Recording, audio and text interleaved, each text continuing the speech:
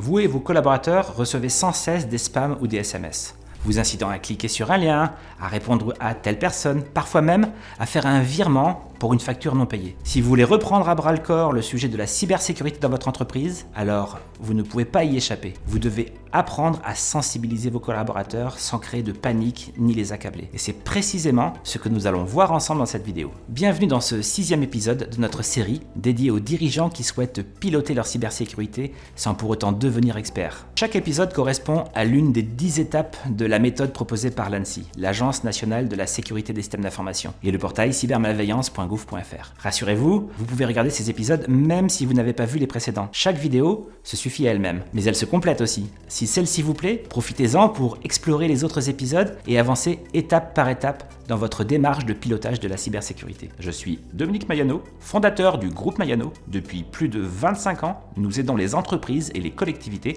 à moderniser et sécuriser leur système d'information. Aujourd'hui, nous abordons un point souvent sous-estimé, mais absolument stratégique, la sensibilisation de vos collaborateurs aux bonnes pratiques de cybersécurité. Imaginez la scène. Un matin, votre assistante ouvre un fichier reçu par email, l'ordinateur se bloque immédiatement. Elle vous signale le problème sans s'inquiéter, pensant à un simple bug. Le service informatique est appelé tardivement, les serveurs ralentissent. En réalité, le fichier contenait un virus et personne n'a su réagir à temps. Pourquoi ? Parce que la personne visée n'était pas informaticienne et elle ignorait qu'un simple clic pouvait déclencher une attaque. Ce scénario n'a rien d'extraordinaire. Il est même très fréquent. Quelle que soit la taille de l'entreprise, oui, de la TPE au grand groupe, personne n'y échappe. Dans la grande majorité des cyberattaques réussies, ce n'est pas la technologie qui cède en premier. C'est un comportement banal, humain, quotidien. Un clic un peu trop rapide, un mot de passe provisoire jamais changé, une clé USB insérée sans se méfier. En tant que dirigeant, vous devez absolument comprendre qu'aucun pare-feu, aucune protection technique, aucune politique de sauvegarde ne peut anticiper tous ces gestes. Et ce n'est pas une question de compétence, c'est une question de contexte, de charge mentale, de culture d'entreprise. Pourtant, dans de nombreuses entreprises, la cybersécurité est encore perçue comme un sujet réservé aux informaticiens, un domaine technique qui ne regarde pas directement les équipes. Ce cloisonnement est une erreur. Et c'est précisément ce que nous allons explorer dans cette vidéo. Vous y découvrirez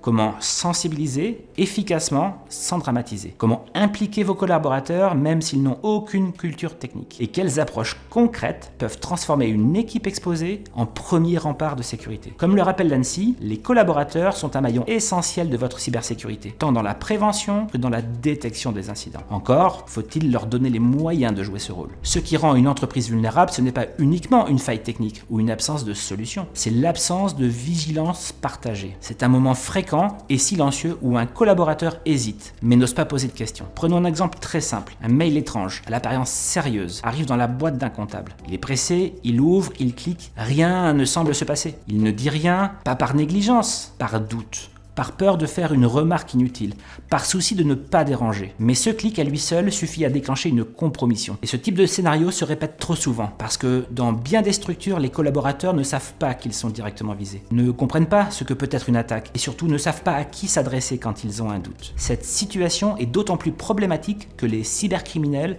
le savent parfaitement. Ils exploitent l'angle mort humain. Pour eux, c'est bien plus facile. Ils n'ont pas besoin de trouver les failles des pare-feux. Pas besoin de savoir quels sont les ports ouverts sur les serveurs. C'est un pain béni pour eux. Pas besoin de connaissances techniques poussées. Juste savoir bien manipuler l'humain derrière son ordinateur. C'est pour ça qu'il y en a autant. Ce qui fragilise la vigilance, c'est parfois un échange trop rapide, une urgence mal évaluée, ou simplement la fatigue mentale. Or, dans beaucoup d'entreprises, lorsqu'on parle de sensibilisation, on imagine encore une session PowerPoint une fois par an, un PDF envoyé à tous les salariés, ou un e-learning obligatoire que chacun complète, d'un œil distrait une fois par an. Et pourtant, malgré ces efforts, les comportements ne changent pas, parce que ces actions restent déconnectées du quotidien. Mais attention, ce n'est pas une question de bonne volonté. Beaucoup de collaborateurs ont envie de bien faire, ils veulent comprendre, ils veulent se protéger, mais ils ne veulent pas être ridiculisés, culpabilisés, ni surchargés. Et c'est pour cela que faire peur ne fonctionne pas. Multiplier les scénarios, catastrophes ou rappeler les sanctions possibles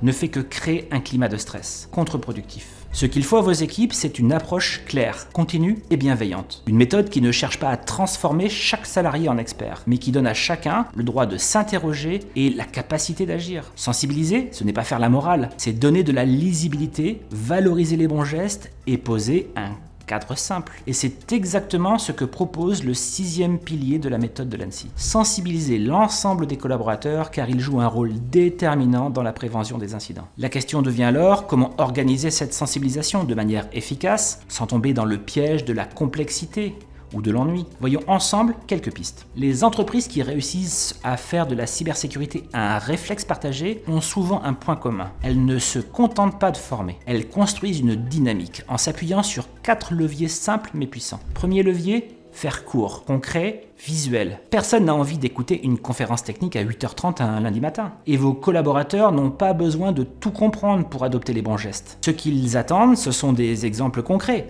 Une capture d'écran d'un mail piégé, presque crédible. Une clé USB oubliée volontairement dans un open space. Un quiz rapide en réunion d'équipe type ce lien est-il frauduleux ? L'objectif est simple. Marquer les esprits en quelques minutes. Prenons l'exemple d'une entreprise de service qui a placé une affiche humoristique dans ses toilettes où était écrit « Mot de passe, Jean 2023 ». Valable jusqu'en 2040 ? En quelques jours, cela a déclenché des dizaines de conversations spontanées. La sensibilisation commence souvent par un sourire. Deuxième levier, responsabiliser sans culpabiliser. Le danger dans toute action de sensibilisation, c'est de faire naître la peur de mal faire. Or, un collaborateur qui a peur ne signale rien. Ce qu'il faut, c'est un climat de confiance. Rappelez que poser une question n'est jamais une erreur. Il faut valoriser les bonnes réactions, même partielles. C'est remplacer la culture du blâme après clic par une culture du réflexe partagé. Un exemple, dans une TPE, une salariée a signalé un mail suspect qui s'est révélé inoffensif. Plutôt que de se moquer d'elle, le dirigeant a félicité le réflexe devant les autres collaborateurs. La semaine suivante, 2 autres collaborateurs ont signalé à leur tour une tentative d'arnaque. La confiance est contagieuse. Vous allez créer un cercle vertueux et vos équipes n'auront plus peur de demander de l'aide à ce sujet. Troisième levier, inscrire la cybersécurité dans le quotidien. Une démarche de sensibilisation ne peut pas reposer sur un événement annuel. Elle doit vivre dans l'entreprise. Voici quelques idées simples. Ajoutez un conseil court à la signature email, visible chaque jour.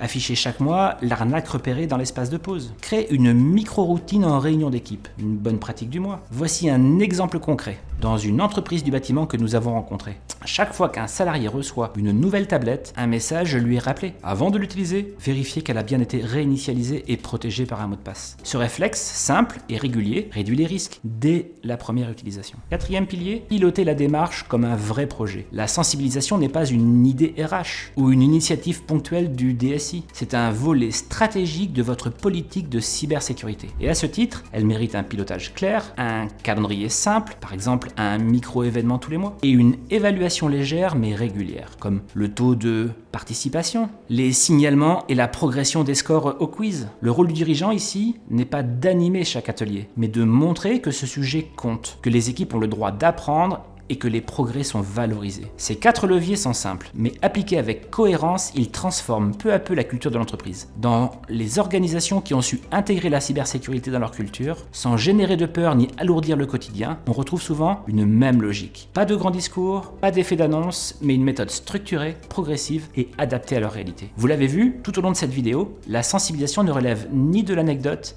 ni de la bonne intention. Elle constitue l'un des leviers les plus stratégiques de votre cybersécurité. Et contrairement à certaines idées reçues, ce n'est pas ni une affaire de budget, ni une question de niveau technique. C'est une question de posture, de méthode et de constance. La maturité en cybersécurité ne vient pas dans l'accumulation des solutions, mais dans la capacité des personnes à poser une question au bon moment, à détecter un doute et à savoir vers qui se tourner. Pour aller plus loin et structurer cette démarche à votre rythme, vous trouverez sous cette vidéo un lien vers plusieurs ressources qui vont vous être utiles. Vous y découvrirez des exemples de thèmes de sensibilisation faciles à déployer, un modèle de charte informatique à adapter avec vos équipes métiers et des ressources issues du service public, prêtes à être intégrées dans votre communication interne. C'est un point d'appui pour passer à l'action sereinement, sans pression et avec des supports déjà éprouvés. Dans le prochain épisode, nous aborderons un point souvent négligé, mais pourtant ô combien essentiel. Documenter vos règles et procédures. Parce que en cybersécurité, ce qui n'est pas écrit n'existe pas.